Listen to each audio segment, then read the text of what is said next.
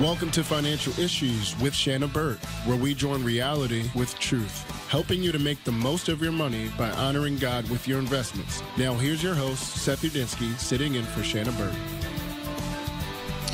Well, good morning, everybody. Good to be here with you on Financial Issues, Tuesday, May 21st, 2024. I'm Seth Udinsky. Hey, Shana's going to be on with you later in the program, actually in the next segment, but I'm kicking us off here for this first segment here. Thanks for joining us today, folks. Let's get right to it here, talking about what's going on in the markets as we start the show, Tuesday, May 21st. So yesterday, the markets were a little slow getting out of the gate in the first hour. The markets began gaining a little bit of steam, though, as all three benchmark indices continued their upward trajectory. By midday, the indices kind of retreated to mixed territory a little bit. The Dow came back a little from its 40,000 point high. If you remember, I believe it was Friday, the Dow hit that benchmark number for the first time in its history. The other two indices remained positive, and that was how they ended. By Monday's closing bell, the Dow was down about 0.5%, while the S&P was up about 1/10, and the NASDAQ was up about 0.7%. That was driven high by a strong day from NVIDIA, up 2%. The tech darling of Wall Street is set to report its earnings. I believe that is tomorrow. So it's going to be an important thing for you to keep an eye on there. Speaking of earnings season, we've got earnings season here as quarter one earnings are coming to a close. A couple of big ones, but really it's coming down to a close here, folks. We're almost done. Nothing big yesterday. Today, Lowe's actually just reported it beat first quarter estimates, gained a leg up on its rival Home Depot. AutoZone reports as well as Toll Brothers, Macy's, and others. And then Wednesday's really the big day because we get NVIDIA, and we also get Target as well on the verge of another Pride Month. We'll have to see if Target has learned its lesson. We talked about that a little bit on Friday's program. We'll also see if NVIDIA, now again, the legendary hero of Wall Street, will continue its lead in the tech industry. All hopes seem to be pinned on that one. Thursday, Intuit and others, and then Friday, not much of note as quarter one earnings season draws to a close. Folks, good thing for you to keep an eye on if you're watching the markets is check out what NVIDIA does on Wednesday. The markets will move one way or the other for sure. Last of the Magnificent Seven, and as history has told us, Wall Street's pinned much of its hopes on this particular stock. So you can expect the markets to move one way or the other based on that earnings report for quarter one. Elsewhere in economic news this week, this is a rather big week of Fed speak, as it were. In fact, we just had Fed Governor Waller give a speech. I believe it was earlier this morning. On Sunday, Fed Chair Jerome Powell actually spoke, but it was at a commencement ceremony for Georgetown University Law Center. He told the graduates to think beyond themselves, use your gifts to make a difference. He advised graduating students to embrace the inevitability of fundamental change in the workplace and life. Also urged them to take risks in order to grow personally and professionally. I wonder how much of that advice that he gave he actually takes personally in his leadership of the Federal Reserve. So we'll see what happens there as he's keeping his eye on the 2024 elections, I have no doubt. Wednesday, we get existing home sales. We also get the FOMC minutes from the May meeting, so keep an eye on that as well alongside of those earnings reports we mentioned. Friday, we'll get durable goods orders. And we also get consumer sentiment also, in addition to those Fed speeches that are kind of peppered throughout the week here. Now, as we approach the 2024 election, folks, speaking of the election, I want you to consider these facts. These are some things that the media is not telling you. The media doesn't want you to see these things. I am just giving you the facts here, folks, okay? I'm just telling you what's going on. The title of this is Bidenomics After 39 Months. There are several charts here that the media doesn't want you to see. Listen to some of these numbers here as I read them for you. We'll start with gas prices. So gas prices increased 54% in the first 39 months of President Biden's term. 54%. From January 2021 to April 2024, gas went respectively from $2.39 a gallon on the day Donald Trump left office to $3.73 a gallon in the month of April of this year. Now, that's not counting, of course, the spike that we saw in June of 2022, where gas was up right around the $5 a gallon mark. This is all according to the U.S. Energy Information Administration. As of this morning, gas prices sit a little bit lower than that. They're at $3.60 a gallon, but still well up in that Biden range that we've been seeing, well above $3 a gallon. Let's move to real wages here for a moment. So accounting for inflation in the first quarter of 2021, median weekly real earnings averaged $3.73. Excuse me, $373, not $3.73, $373. By the first quarter of 2024, however, that average fell to $365. Now, under Donald Trump, real wages actually rose from $352 on January 1st, 2017 to that $373 number when his term had ended. So we're seeing similarities with the previous administration before Trump, the Obama administration, and now with the Biden administration. Dan used to coin the term the O-Biden administration since they're very much one and the same. I mean, Biden was obviously Obama's running mate, but they're both part of that kind of liberal elite agenda. So we don't be surprised if you see very similar numbers reflected in their two terms that were separated by the 4 years of Donald Trump. Mortgage rates have more than doubled under President Biden, according to Freddie Mac. They are 7.02% as of this month. When Donald Trump was president, meanwhile, the average 30-year fixed mortgage rate fell by a third from 4.09% to 2.77%. Now, in savings, the average personal savings rate increased 129% during the Trump years, rising from 5.6% to 12.8%. By March of 2024, meanwhile, it plummeted by a quarter to 3.2% under the Biden administration. Again, this is all Bidenomics at work here, folks. Consumer prices, let's move to that one for a moment. Consumer prices rose 7.6% when Trump was in office from a CPI of 243.618 in January of 2021 to 262.035 in December of 2020. Prices have increased by 19%, a little over 19% actually, in the last 39 months that Biden has been in the White House. Now, the CPI rose from 2.62518 in January 2021, as we just said, up to 313.207 in April 2024. That's on pace to increase 3 times as much as it did during Trump's full 4-year term. And finally, the big one, inflation, of course. On a monthly basis, inflation averaged 1.9% under Trump, 5.5% under Joe Biden. That is Bidenomics after 39 months, folks. Speaking of Bidenomics and the effect that it has on small businesses, half of America's small businesses, according to a headline I'm reading here, say they won't survive a second Biden term. 48.6% is the number. They're worried they're not going to be able to stay afloat. Now, 22.4% of those owners said their business definitely won't survive under a second Biden term. 26.2% said they probably won't. These businesses said they definitely wouldn't survive stagflation, energy costs, rising consumer prices, all cited by respondents as having the biggest impact on their long-term outlook. Folks, to bring this back personally for us, we need leaders who are going to do what is right. And there's a good lesson for us here. First is to vote for your values and to vote for what is best for your country that God has given you to steward. Secondly, speaking of stewardship, we can get a lesson here on stewardship that this is in fact a stewardship issue. If you are in charge of people, maybe you are one of those small business owners, maybe you have employees under you, maybe you're a parent or a grandparent, you need to steward them well. You need to treat them well. You need to lead in such a way that blesses them and does not harm them. You need to steward them well, care for them. The U.S. president is required to do this as well, except on a much larger scale. He has roughly 330 million people to steward in his country. You care for them well, you lead them well, even if, folks, it comes at great personal cost to you. This is what being a good leader is. This is what stewarding the people below you means. We worship a Savior, remember, who put our needs ahead of his own. So if you're in charge of people, be a faithful captain and be ready to lead them well. And take lessons from those in office who have done this well historically and those who have not. Well, folks, as we close this segment here, I want to remind you to consider donating to Preborn Ministries. Fund the Light with Preborn, financial issues and Preborn together, saving babies and saving souls. For every gift of $5,600, we're underwriting 1 ultrasound machine. We're up right around 28 ultrasound machines as of this morning, so keep that coming. We're on target to try to hit that goal of 50 machines, but I know there are some people out there who are able to give today. Would you consider giving as the Lord leads today? Even if it's just for $28, consider blessing the ministry of Preborn. Shana Burt's coming up next here, folks. Enjoy the rest of today's program. More financial issues right after this.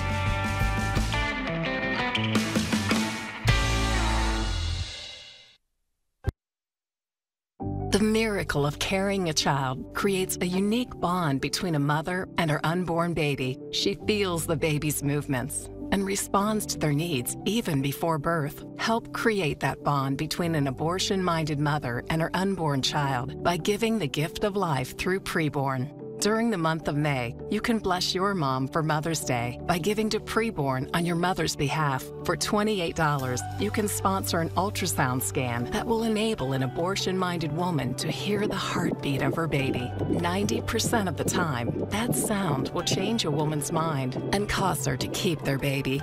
Give the gift of life to the woman that gave you life by sponsoring an ultrasound. Go to preborn.com/FISM to give. That's preborn.com/FISM. You can help an abortion-minded mother receive discipleship, encouragement, and the strength needed to have her baby. There are moments in life that define us. Choices determine the courses we take. Choices that create life, or those that save a life. And some make life worthwhile. There are decisions to stay or to go, to remain the same or to grow. Sometimes we pray and make peace. Other times we take a stand for what we believe. In celebration, mourning, triumph, and defeat, we are invested in every decision we seek. Despite differences, we have one thing in common, the desire to do all for the glory of God. Keep your wallet aligned with your heart and your investments in harmony with your faith. Timothy Plan, biblically responsible mutual funds, ETFs, and retirement plans. Before investing, carefully consider a fund's investment objective, risks, charges, and expenses contained in the prospectus available at timothyplan.com. Read carefully before investing.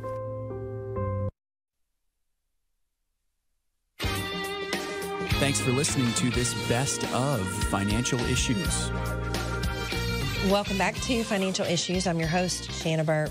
We're going to talk about some of the individual impacts of inflation that we've seen over the next 3 years, but we've got a call in the queue. So let's get to that first. We've got Victor calling from California. Hi, Victor. You're live on Financial Issues. Hi, Shana. Thank you for taking my call. Sure. A quick question about the FDIC. Suppose, just for argument's sake, that you have, $50,000 in a bank that's insured, and suppose the bank goes under. So what happens next? I mean, a month later, you get a check from the Treasury that looks like a tax refund check for $50,000, or how does that whole thing work? Yeah, that's a great question. Well, I don't know if you remember, about a year ago, we had some banks fail, and it made big news, and we talked about it for a few months. Silicon Valley Bank failed. A couple of other banks failed as well. And what a lot of people don't realize is that banks fail all the time. And what happens is they typically close on a Friday. FDIC comes in, reorganizes, and they open under a different name on Monday. So very little happens with the consumer. The money stays in your accounts. Most consumers, most banking customers never even notice what happens. So the FDIC is involved there in changing the names. And I don't know if you remember this either, but after those bank failures last year, we heard of JP Morgan and other big financial organizations that bought up some of those assets. So they bought the loans that were there. And what those customers noticed is that if they took out a loan with the bank that failed, let's just say, their loan servicer changed. So they started making payments to somebody else. So it's a really sort of seamless process when this happens in a manageable way. I think what a lot of people get afraid of is what if these bank failures happen on a much larger scale?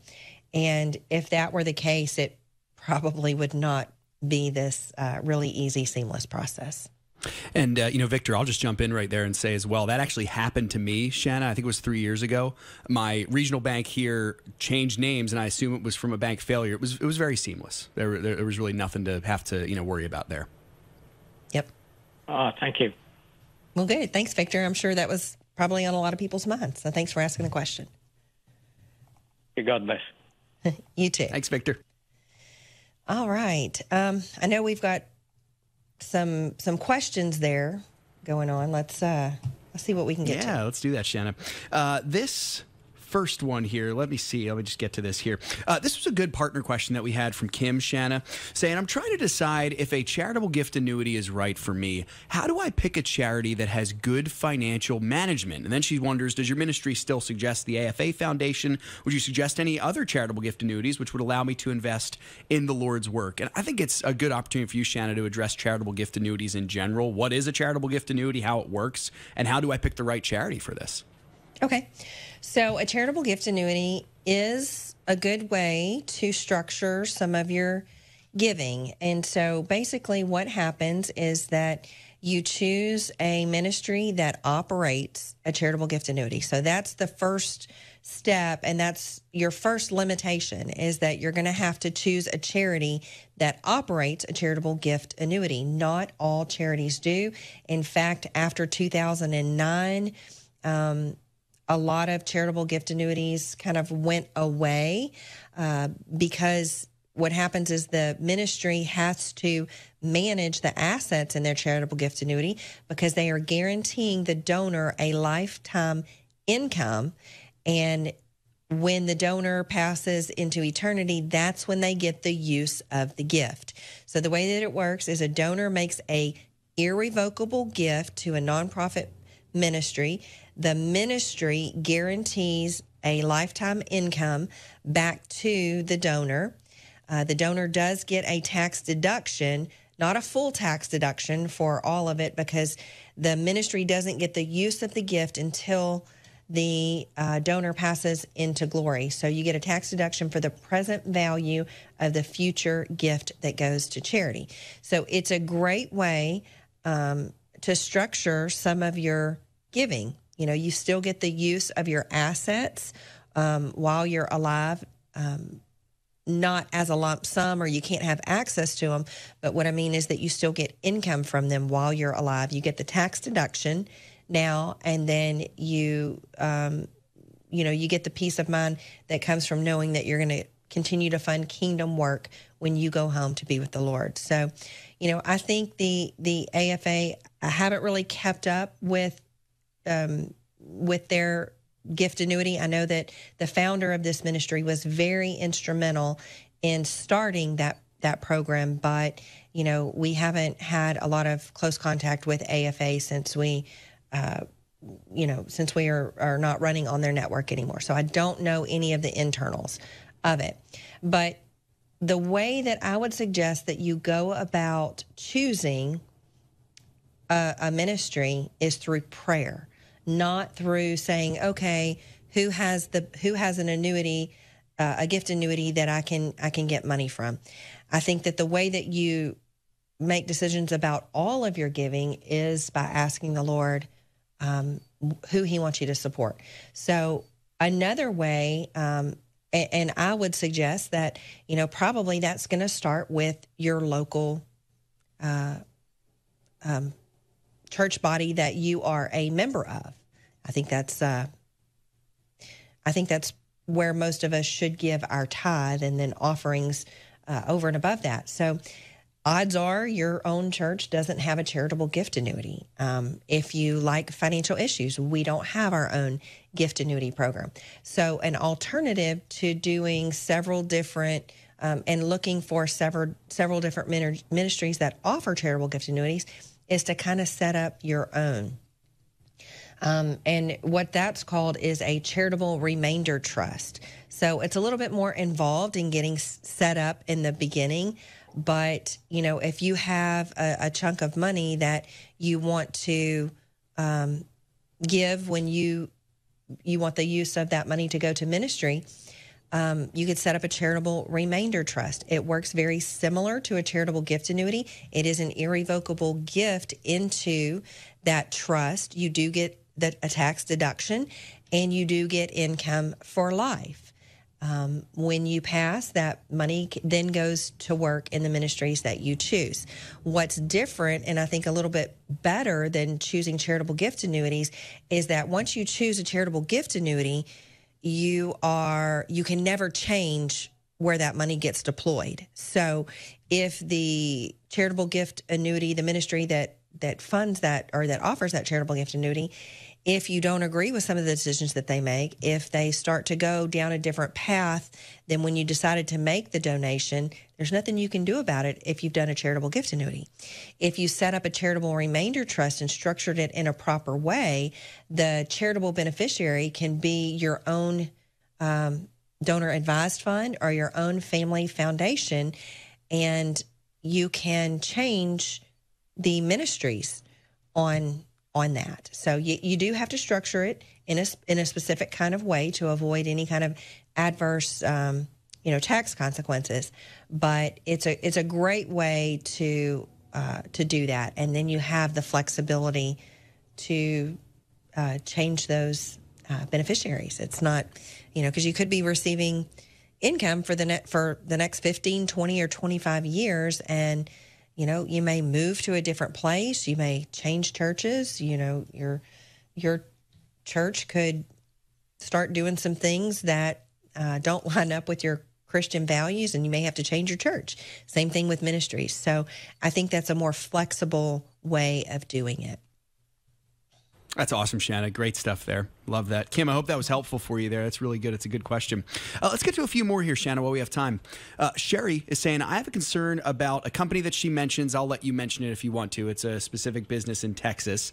She received a notice with her bill that they've partnered with Single Stop, a free user-friendly website, makes it easy for you to find assistance. They say the average household screened is eligible for benefits and resources valued at around $17,000. It's asking for lots of personal information, and something bothers me about it partnering to give away taxpayer dollars. Shana, what is this organization here? What's going on? She's 66. Well, it's her electric company, Energy, and I'm in Texas as well. I get electronic bills, so unfortunately, I don't read the things in my bills. I don't know anything specific about this organization, but I can tell you an experience that I had recently with that particular company. Well, it wasn't with the particular company. We had a customer service issue. My husband Googled the number to Energy, called the number. He was asked to verify some personal, or he was asked for really just his name and address. It seems the people that he was talking to had access into Energy's records because they verified some of the customer data, our own personal customer data. And then they went on to tell him that he was going to have to pay X number of dollars to get some things done. He gave them the credit card information and then realized this doesn't even sound right at all. He said, never mind, I don't authorize this payment. I'm going to go in. Turns out he was not talking to Energy at all. So it really was kind of an internet search engine problem because that phone number is what came up for the Energy company. So I would try calling Energy direct to find out more information about this particular company and what they offer. In a different related experience, there was a social media post that talked about all of these benefits and these things that you could be getting. And it really kind of angered my husband that they were talking about, hey, here's a way to get over on the government and get a lot of government money. So he called to find out what it was. Basically, what it was is they were trying to sell marketplace insurance and sign you up for all of these different things as well. So, you got to really be careful when you're fishing around out there. Just things are everywhere, trying to get you in, trying to get you here, fraud, and it's just a symptom of the world that we live in. So don't trust everything that you read online or on social media. Do your homework. Well, folks, we've got to take a break. For those of you who listen to a short version of the program on a station that doesn't carry the whole program, you can go to financialissues.org to catch the full program. Make sure you get our phone app. That way you can not only get the full program anytime you want to hear it by streaming it, you can also get past episodes. For the rest of you, we're going to be back after this short break, so don't go anywhere. Our phones are not What can you tell our listeners about the benefits of being a partner? If you can listen every day, that's great. If you can't, the partner conference calls are a great second option to that. Re-listening through the phone app also is really good. Since Dan's no longer here and he's in heaven, watch all of his old videos. All of those are up there for even the young partners that are just starting out. Dan really got into the details, things that I didn't quite understand. There's a lot of important things that Dan said that has been captured. For $28, you can sponsor an ultrasound scan that will enable an abortion-minded woman to hear the heartbeat of her baby. 90% of the time when this happens, that sound will change a woman's mind and cause her to keep the baby. And guess what? An anonymous donor is matching your gift. For every 200 scans underwritten, an ultrasound machine will be purchased and placed in a life-saving preborn clinic. Go to preborn.com/FISM to give today. That's preborn.com/FISM. In the last 10 to 15 years being in ministry, being married, something that has been constant in our lives is Samaritan Ministries. As we've moved, we've had babies, we've had different things come up, we have just been able to rely on Samaritan in ways that we never really even thought about before becoming members.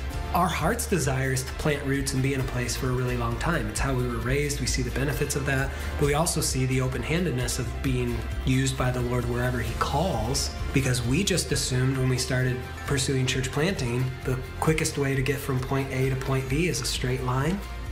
And with the Lord, sometimes you find out it looks a lot more like this.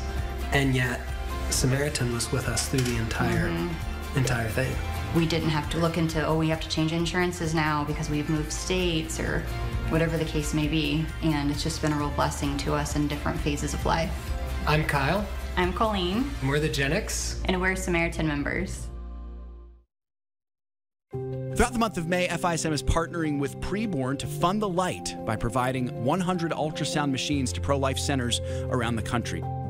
Now, how can you contribute? Well, for as little as $28, you can provide an ultrasound scan to an abortion-minded woman in crisis. And when that woman hears the heartbeat of her baby, she will choose life. Get this, 90% of the time. It's remarkable.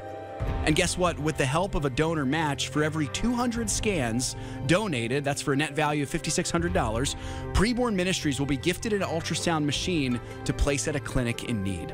Each machine has the potential to impact hundreds of thousands of mothers' choices. Preborn also offers additional support to mothers in need and presents the gospel to every mother who comes into their clinics, knowing that salvation is the greatest gift that can be given to a mother and her child. So go to preborn.com/FISM to give. That's preborn.com/FISM. You're listening to a best of Financial Issues. The opinions and recommendations expressed on this program do not necessarily represent the opinions of the station or any of the program sponsors. Additionally, all products or services offered by the program sponsors may not be known by the program. Welcome back to Financial Issues. Seth and I were just talking in the break. We were just talking about the volatility there with IPOs, and it's just a really great example of how people will overlook the reality of things because they're excited about something. Yep. And it's a really bad idea to let your emotions be the basis for financial decisions, because, even the scripture tells us that our hearts are inherently wicked, right? Yeah, right. Our emotions, and that really stems from a place of greed. It's like, you hear about all of the success stories in the market, all of the companies who have, made it big, after they're up thousands and thousands of percentage points after their IPOs, 5, 10, 20, 30 years ago. And people take that to heart, and they want to get in on the next best thing. And it's really, there's a disconnect. It's just, you're looking at a company who's losing money, which is typical of companies as they first get started. They go through those phases where they're trying to grow. And so, not saying that this could never be a company that's worth investing in, but to justify the kind of prices that people were paying for it when, the company is losing money is just, it's not good reality. So you can't really translate, I love Donald Trump into I'm going to love DJT stock. Yeah. So it's the dots don't quite connect. And so that was our reason. We were asked a good bit. There were several questions that came in when it first started trading, and we said, no, I'd steer clear of it for now. So it doesn't really necessarily even help Trump, because I think that was a lot of what I was reading, is that people were saying, well, I'm going to buy the stock because it's going to help Trump. And, I guess in a meme stock kind of way, if you could band together enough individual investors to buy it and keep holding it, and now they're saying, putting out an FAQ on how to prevent your shares from being lent to short sellers, because a lot of times when there's high short interest, it does make the stock price go down.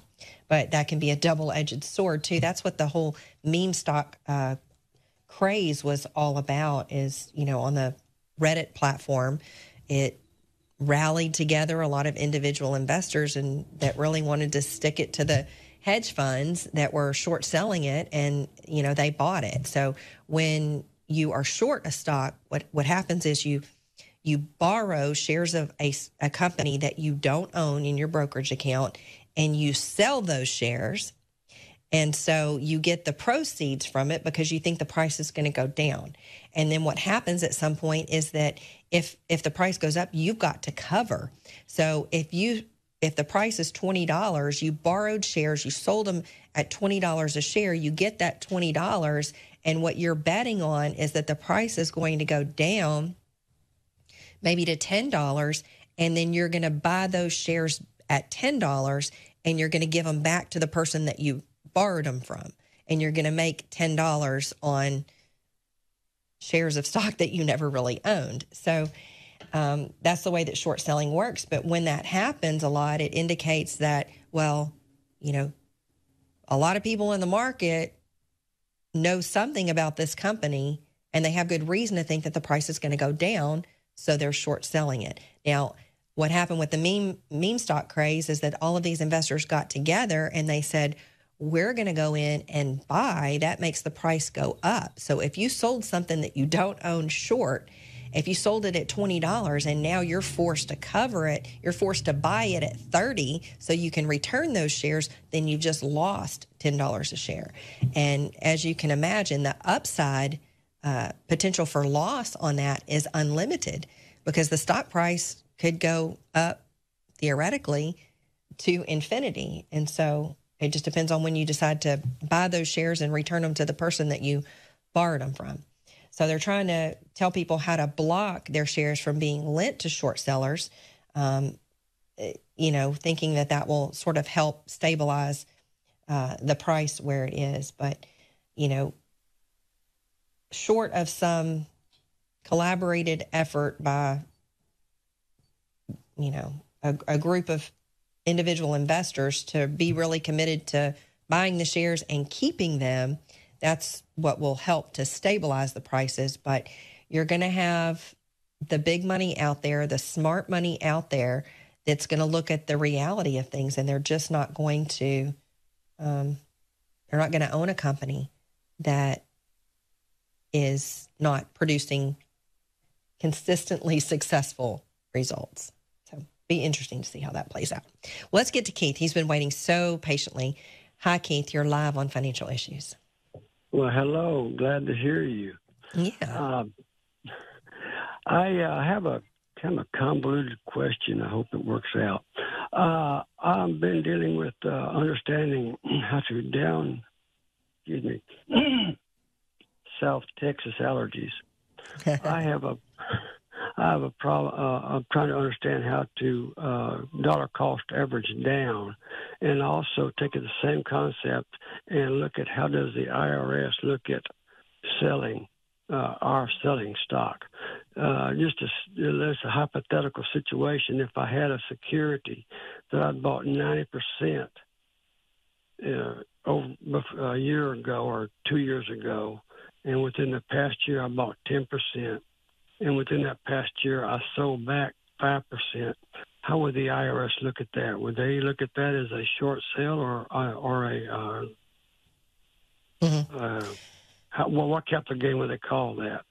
Okay, so to answer your first question, the way that you average down your cost basis is it's similar to what you just said. If you buy shares of a stock that are $20 a share, and you buy 100 shares, and then the price goes down, let's just say it goes down 50%, it goes down to $10 a share. Well, if you invest the same amount in there, you buy the same number of shares, that's going to make your cost basis $15, right? So not $20 anymore, not quite 10, but it's going to make it 15. Now, your brokerage firm is going to report cost basis on your shares. So you can't, the way that the IRS is going to look at it is how you tell them to look at it. So you can tell them that you've sold certain shares, and you can identify those lots of shares, but it takes some reporting on your tax form to do it. Otherwise, it's going to be the way that most brokerage firms calculate cost basis is just average cost. And then they're going to send you a form at the end of the year, reporting what that is. You have to make a special effort to elect which shares, or to tell them what shares that you have sold. It's a little bit cumbersome to keep up with. Okay, so they're going to probably get a portion of that will be a short, what's the capital gain? I forgot. Short-term gain, and a portion will be a long-term gain, right?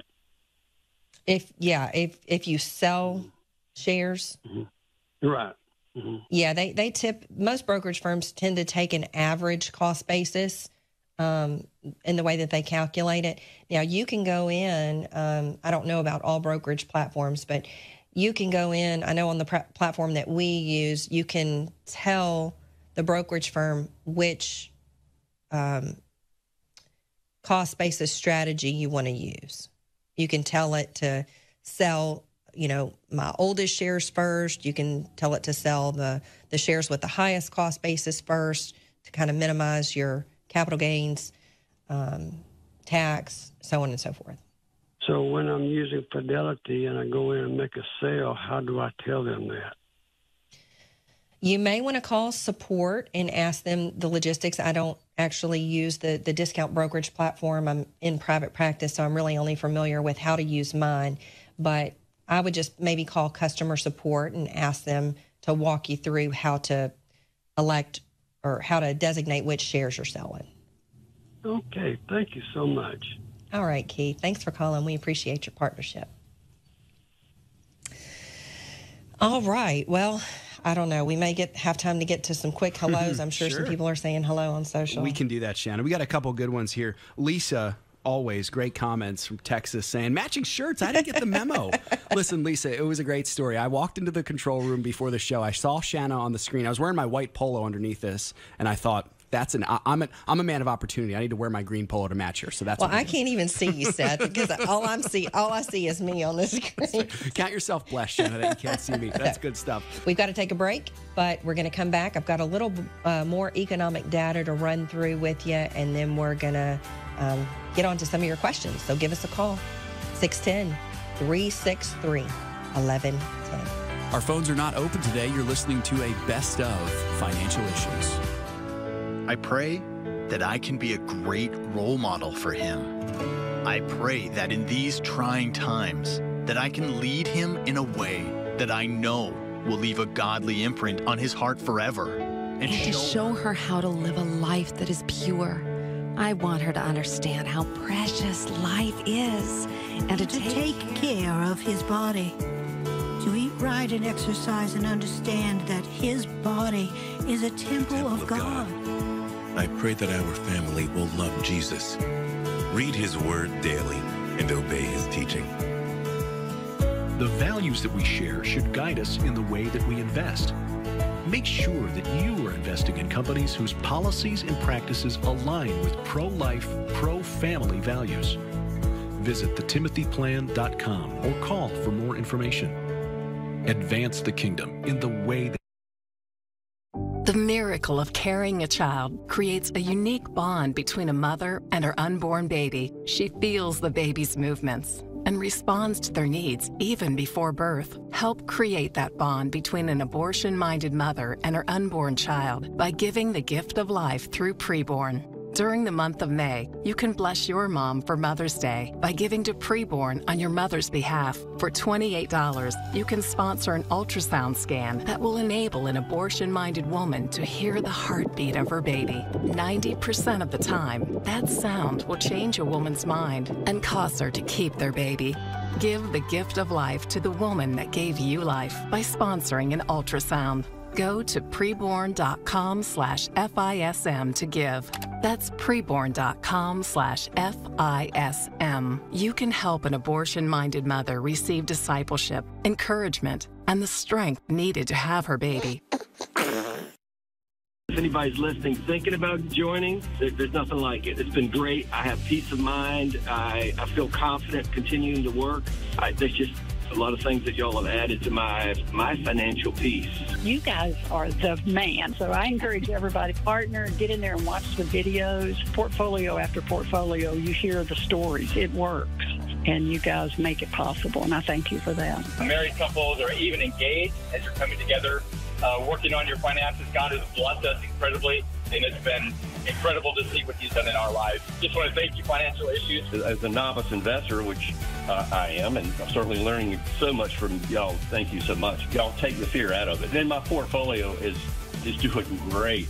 You've really encouraged us, and I know you've probably encouraged so many others as well. Become a partner today by simply going to financialissues.org/join. Click the green button to become a partner. That's financialissues.org/join. You're listening to a Best of Financial Issues. The opinions and recommendations expressed on this program do not necessarily represent the opinions of the station or any of the program sponsors. Additionally, all products or services offered by the program sponsors may not be known by the program. Welcome back to Financial Issues, and welcome to the many new partners who have joined the Financial Issues family over almost the last year. We're coming up on that 1-year anniversary that we started with the CSN network. So we're so grateful for all of our listeners and new partners on that CSN network and on BizTV and Biz Radio. That's another place that you can find us. We have a growing audience watching and listening on BizTV and Biz Radio. So grateful for you all. If you are encouraged, if you found Financial Issues for the first time, if you're encouraged by some of the teaching that we do, some of the financial information that we help you with, let them know, the outlet that you're listening on, let them know that it's a benefit to you, because all of these outlets, they sincerely strive to provide their listeners with content that is edifying and building up and educational and helps their listeners in their walk with Christ. So let them know that you like and appreciate Financial Issues. We would be so grateful. Our stewardship verse today comes from 2 Chronicles 1:11 and 12. Then God said to Solomon, because this was in your heart, and you have not asked for riches or wealth or honor or the life of your enemies, nor have you asked for long life, but you asked for wisdom and knowledge for yourself, that you may judge my people over whom I have made you king. Wisdom and knowledge are granted to you, and I will give you riches and wealth and honor, such as none of the kings have had who were before you, nor shall any after you have alike. Seth, what do you think? It's good, Shana. You know, this is a promise that God made, and the promise came true. There was no other king like Solomon in the history of Israel with that much wealth and honor among the nations of the world. I mean, this was Israel's golden age. You know, this was when Israel was very few times in its history has Israel been a powerhouse. This was when it was the biggest powerhouse. But Solomon understood what was of most value, and that's wisdom. And I hope this is a good lesson for us to remember the need for perseverance as well, because even Solomon himself, who was the wisest man who ever lived outside of Jesus Christ, of course, he was wooed away from God for a good portion of later on in his life because he sought after the things that did not satisfy. Now, I believe that he did eventually come back to God, and we see the fruit of that in the book of Ecclesiastes. But it's a really good picture for us to just be reminded that we have to be wholly satisfied in God. And Solomon was that early in his life, and by God's grace, he came back and he ended that way as well. But my prayer for us is that we'd spend our whole life being completely satisfied in him. Yeah. Yeah. You know, sometimes we have to experience things that we think will make us happy to find out that they won't. Yeah. And I think that's what happened with Solomon. It's true. But you know, this reminds me of another verse from Luke 12. Seek first the kingdom of God and his righteousness, and all these things will be added to you. So New Testament tie into that Old Testament verse because the Bible's very consistent. It's the same message throughout. You know, and the key to getting worldly things is not to prioritize them over God. So let's not think for a moment, though, that we can do reverse psychology here and that we can pretend to care about the things of the Lord because we're really after the things of the world, because God looks deep into the heart of a man. He knows our innermost thoughts and he knows our desires. So the stewardship tie-in here is that we really must cultivate and exercise control over our desires. It's worldly desire, the lust of the eyes, the pride of life that causes us to go after worldly things and riches. And you know what? God might actually let us attain those things in our own strength, but we will still find ourselves lacking and in want of the true blessings that we were after. And I think this is exactly what you described happened to Solomon. The mark of living a truly blessed life is when you can look at a person, you can see you can see peace, you can see joy, and you can see wisdom. It's the mark of a truly blessed life is not found in how many zeros are on someone's net worth calculation. You know, we can take it from Solomon, perhaps the man with the most zeros in his net worth statement, not at the beginning, but at the end. But the things of this world, houses, cars, status, and, how to obtain the things, all the things of the world, the things that are glorified in rap songs, the things that are written about in books, how to become successful, and the endless podcast about, what to do to increase your wealth and how to become successful and how to gain all of the things of the world all of these things are completely worthless in eternity. If we want to invest our time and talent in something lasting, let us seek wisdom. When we get our hearts set on the things above, we might just find ourselves with many worldly blessings as well. And if we do, then we'll know how to use them properly because we have wisdom. If we don't find ourselves gaining all of these worldly things, we will have the wisdom and knowledge to know that what we were seeking all along wasn't money, fame, or power. It was Jesus. Amen. It's great stuff there, Shana. So we have some partner questions we can get to if you'd like. We also have one more headline we can talk about, too. We had mentioned inflation earlier in the show. Yeah, let's get back to that. Yeah, I kept saying that sounds we would good. talk about it. Yep, that sounds good. So this headline came across my eyes, Shannon. It struck me because I see a lot of young people in similar situations like this, but it was from CNBC, and it was the salary a single person needs to live comfortably in every U.S. state. Certain states have a ridiculous salary that you need to make in order to just live a bare minimum comfortable life. So single Americans would need to earn more than 6 figures to live comfortably in several blue states. Now, comfortable is defined as earning enough income to cover a 50-30-20 budget. So that's 50% toward necessities like housing and utility, 30% for discretionary spending, 20% for savings and investments. The salaries needed to live comfortably, I'll just mention some of these. In Massachusetts, you need over $116,000 a year to live comfortably. California, $113,000. New York, $111,000. Washington State, 106,000. These figures are nearly double the U.S. median income for single full-time workers, which is about $60,000. So my question for you, Shana, is how do young people like me, especially those who are trying to live kind of in that old-fashioned, biblical model, whether it's a one income or whether it's two income as well, how do we make the most of our dollar if we don't have the six figures that's required in some of these states to live comfortably? What do we do? Yeah, so I guess from a practical standpoint, maybe you have to move out of a blue state. I don't know. Right. Seriously. All of these states where the cost of living is so high, where you have to have these high salaries, are states where fiscal irresponsibility and the hunger for power over the lives of the people in their states really rule and reign. They want control of the money so that they can, tax the heck out of their people, and that they can be in control of redistributing the wealth. So what I did notice, because I did see that same article, and some of the lowest cost states are red states. So they have, what's not mentioned really, I guess, specifically in that 40, 30, 20 rule is that in the necessities, you're going to have taxes. And so if, I think that the tax rate, if you live in California, if you combine your state, local, and federal taxes, you're paying somewhere close to 50% of your income just for taxes. That's like criminal. That is horrible. Oh my it is. I don't know. Maybe you need to move to Texas, right? Yeah, or Florida, or someplace like that. But even Texas and Florida weren't the lowest. There were some even lower than that. But I would say also don't vote for politicians who promote equity. And I'm not speaking to you now because I know that you, right, that you're not in this camp, but.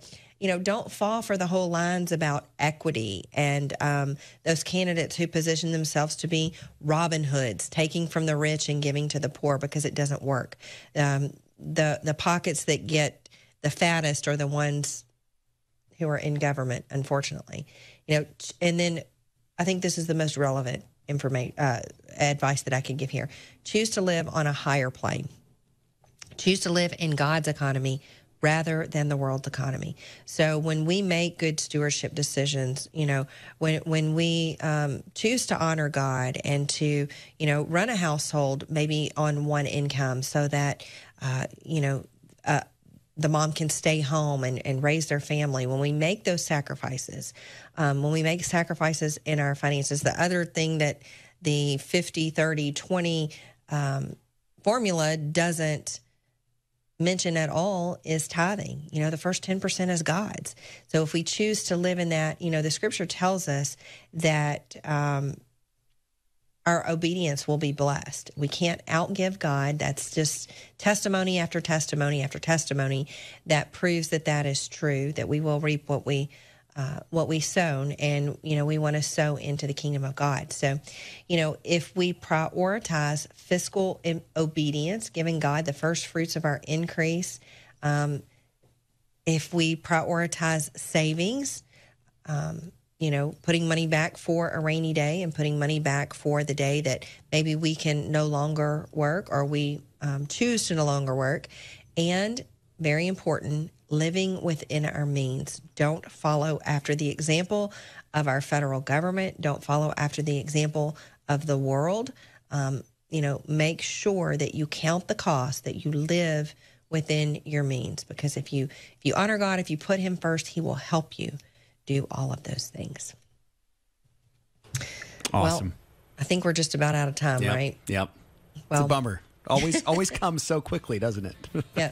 Well, the good news is, Lord willing, we will be back tomorrow with more financial issues. So we hope that you will join us then. If you've missed any recent episodes, you can always go to the phone app and pull up those, listen when it's convenient for you, stream those episodes, and you can even, if I talk too slow for you, you can speed it up. You can get it done in a shorter amount of time. But Lord willing, we will be back tomorrow to remind you that everything we have is His. Time is getting short.